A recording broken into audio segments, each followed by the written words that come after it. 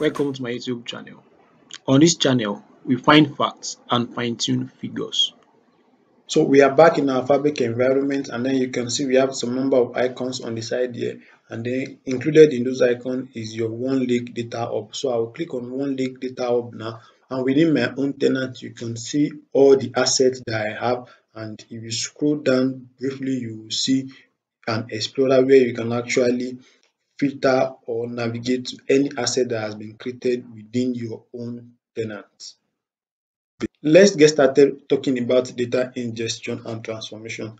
The choice of tool for your data ingestion and transformation depends on you. There are a number of tools available for you. Either you want to use your notebook, or you want to use your Spark job definitions, which are code-based pipeline, or you want to use your data flow gen tool or your data pipeline, which are UI-based pipeline. Your data flow gen tool has over 100 connectors that you can use to ingest data into your Fabric environment. In addition to the 100 plus data that is available for your data flow gen tool, there is also data factory that is available for you, which is a powerful integration tool that you can use. So in addition to the 100 connectors from data flow gen tool, you can also use data factory to ingest data into your environment.